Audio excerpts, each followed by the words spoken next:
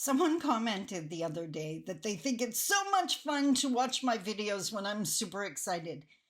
Then you're really going to enjoy this video because I am pumped. I think, maybe, you'll have to let me know in the comments. I think I tripped over something that might actually help you get on the reconciliation train. What if reconciliation isn't an action? Which I think way too many people think it is. What if reconciliation is actually a movement with goals and habits? Let's talk about it.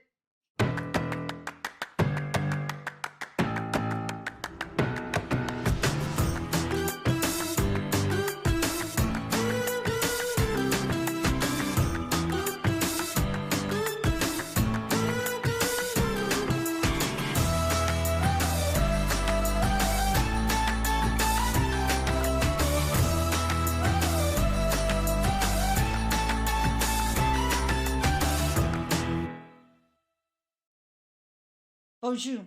Mishko Paganan, Quain Adishnakas Mundodem. Hi, everybody. My name is Sandy Boucher. I'm Red Thunderbolt Woman of the Loon Clan, a proud member of Seine River First Nation in Treaty 3 territory in Northern Ontario. And yes, I just ran out of breath because I'm so excited. I have been working in the realm of Indigenous Canadian reconciliation full-time for the last 15 years, and I get really pumped when I trip over something that can help non-Indigenous understand how to meet us in the middle of the bridge. Because I work every single day with amazing non-Indigenous Canadians who do want to meet us in the middle, but they just don't understand. And by the way, I'm going to be doing another short soon, maybe today. I'm thinking, again, correct me if I'm wrong, you can put it in the comments. I'm thinking non-Indigenous are desperate for some success stories. Give examples of when reconciliation has really worked between Indigenous and non. And boy, do I have an example for you. That is another excitement. So as I said in the opening, what if you start thinking of reconciliation as a movement, not an action? It's definitely not an act of parliament. I swear the government's going to be the last group that gets this. It's going to be driven by the people like it always is, like the amazing people I get to work with every single day. So it's not an action. It's not an action plan. It's not 10 steps. It's a movement towards a brighter future for everybody living within Canadian borders, because reconciliation benefits us all.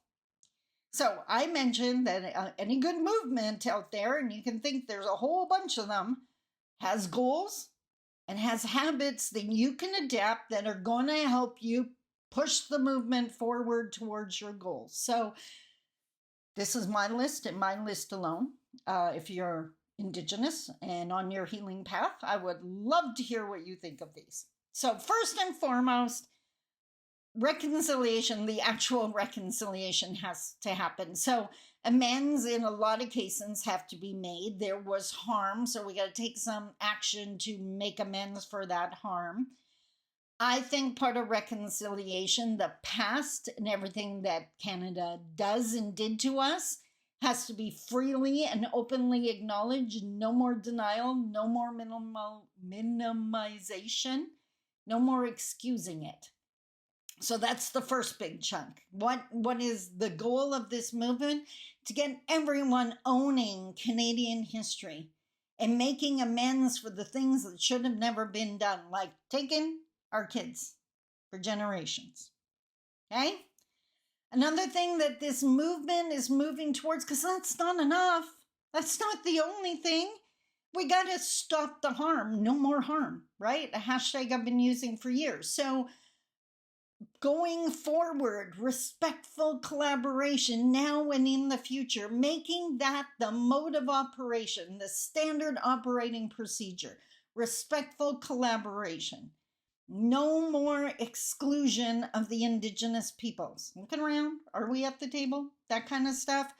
No more cultural appropriation. No more taking our teachings and saying they're your own, or I almost said twerking. Tweaking them to make them. No, no. What is wrong? You know what? I've met many non-Indigenous people that are quite adamant that you better be quoting whatever author you took a quote from. Same thing with our teachings. If an elder respects you enough to share a teaching with you, then you share where you got it from. Let the knowledge transfer, not the ownership. You didn't get a teaching certificate. You got handed a lesson. There is a difference. And last but not least, the feather that I talk about so often that represents Indigenous and non-Indigenous in Canada, both sides thriving, needing each other, supporting each other without interrupting the other side or using each other. It is literally the two-row wampum come to life. Yeah. So in my mind, that's what I'm working towards. Those are the goals. Reconciliation, making amends, acknowledging the past, respectful collaboration now and in the future. No more exclusion, no more cultural appropriation. Both sides thriving, needing, supporting each other without using each other. Yay! So what do you think? Goals. How many of that was there? 1, 2, 3, 4, 5. 5, I guess. So, habits. We need some habits. You get results. What your future is going to be, it depends on what you do today. And consistent habits is where you get the success as any entrepreneur. It is not what you do every now and then that matters.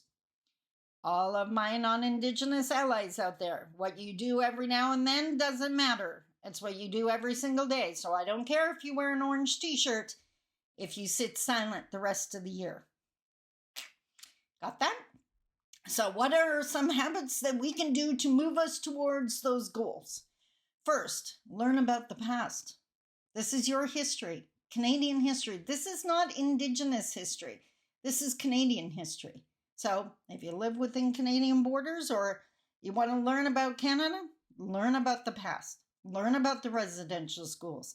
Learn about the 60s scoop. Learn about how oppressive the Indian Act is. Learn about the reserve system. There's so much to learn. Don't need to do it all at once, but you know what? I'm learning something every single day. It's just part of my morning routine. You could do the same thing. I'm not asking you to do anything that, by the way, can we just put it out there? Every Indigenous person, every Indigenous youth or child out there is expected to learn about Canadian history, your history. So, we can fix this. Get in the habit of not leading or dominating, but actually sitting together. So that's that non-Indigenous pulling yourself back. It is not about leading the discussion. It is not about being the most vocal ally. It's not about you if you're talking about reconciliation. So learn how to sit with us. Learn how to hold space for us. That would be huge. Next, in line with both of those, focus on ongoing learning, not teaching. Learning, not teaching. As I mentioned earlier, we've been learning about Canada since the day we were born. You got some catching up to do. Okay? No more assimilation. Can we just get the t-shirts? No more assimilation, which means every single time you expect an Indigenous person or group or community to do it your way, that's assimilation. That's part of the problem. Figure out you wouldn't do that to another country. You'd figure out and negotiate and collaborate and come up with a way that works for both sides. That's what I'm talking about when I'm talking about respectfully collaborating. So no more assimilation.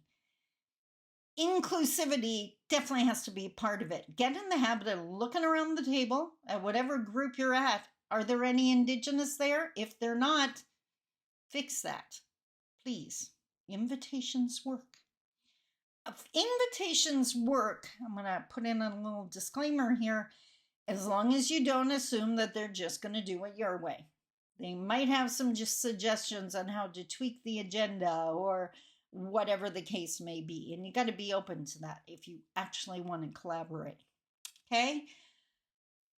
So, in case you haven't picked up on it, what I'm asking you to do is focus on your side of the feather, not on ours. It's not about fixing our communities. It's not about saving us. It's about fixing your side of the feather. How do we heal from the attacks if they don't stop? The problems are on your side. So speak up in those conversations. Become the pain in the butt that no one wants to invite to the house party. That would be an idea. I'd be proud of you. I'd invite you. I don't have house parties, but you'd come over for tea. So focus on your side. We'll focus on ours. No more tunnel vision.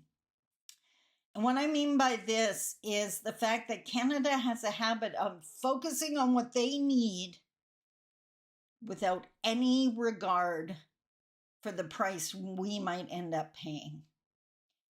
Burying nuclear waste up in the north where all the Indigenous people are is a prime example. You're not at risk. You wouldn't even consider putting it in your backyard.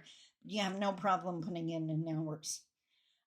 You need a road to get to your mine, so we're going to build a road to your community without any regard for what's going to happen to that community if non-Indigenous can suddenly just drive in.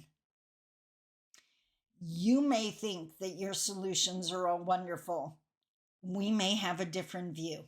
That's back-to-back teaching. And last but not least, we got to get better at traveling together, which means in some cases, Indigenous got to move a little faster. And in a lot of cases, mainstream has to slow down a bit. If mainstream is advancing on ridiculous levels, but First Nation communities still don't have the internet, and no, I'm not talking about supporting Elon. We got to find a way around that. But we're going to find a way to travel together, to keep the feather together. It's not ripping it in half and one side flies off and one's laying on the ground. That's kind of Canada now. Let's put this feather together and keep it together. That's the movement I'm part of. That's the movement I want to be leading the charge on. So the question is, do you want to join me? No one's expecting you to know this stuff. No one's expecting you to make huge movements yet. But now you know the habits and what you can do to help take steps so that we're all moving in the right direction. Reconciliation is not one action. It's a movement. And I hope you're going to join me. That's it for this week. Exciting videos this week. Have a great weekend, and I'll talk to you on Monday. I love you. Take care. Bye-bye.